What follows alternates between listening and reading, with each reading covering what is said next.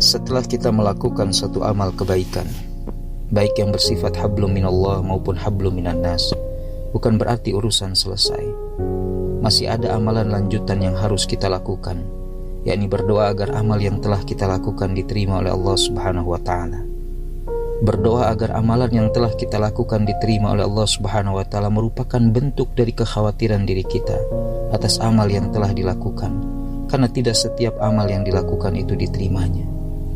Allah Subhanahu wa ta'ala berfirman dalam Al-Quran surah Al-Furqan ayat 23, "Dan kami hadapi segala amal yang mereka telah kerjakan, lalu kami jadikan amal itu bagaikan debu yang berterbangan."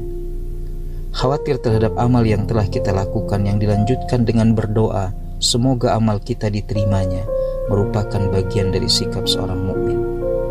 Al-Hasan Al-Basri rahimahullah mengatakan, sesungguhnya seorang mukmin mengumpulkan amal kebaikan dan rasa takut, sedangkan seorang munafik menggabungkan amal keburukan dan rasa aman.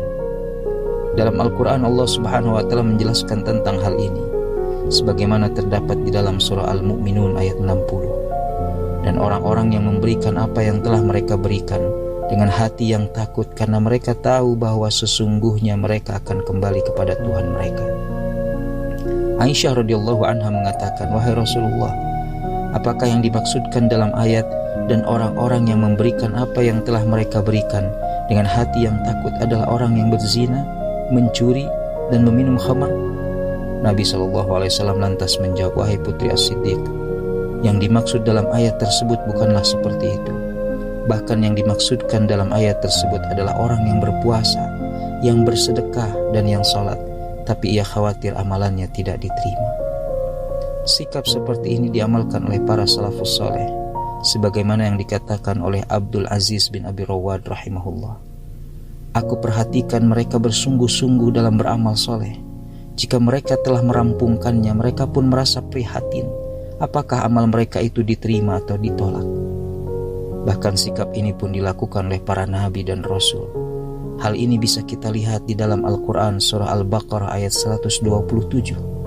"Dan ingatlah ketika Ibrahim meninggikan atau membina dasar-dasar Baitullah bersama Ismail, seraya berdoa, ya Tuhan kami, terimalah daripada kami amalan kami. Sesungguhnya Engkaulah yang maha mendengar lagi maha mengetahui." Banyak hikmah dan pelajaran yang dapat kita raih bila kita membiasakan diri berdoa agar amal yang telah kita lakukan diterima oleh Allah Subhanahu wa ta'ala sebagai bentuk kekhawatiran kita terhadap amal yang telah kita lakukan.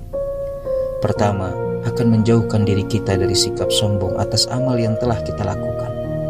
Allah Subhanahu wa ta'ala berfirman, "Dan Tuhanmu berfirman, berdoalah kepadaku, niscaya akan kuperkenankan bagimu.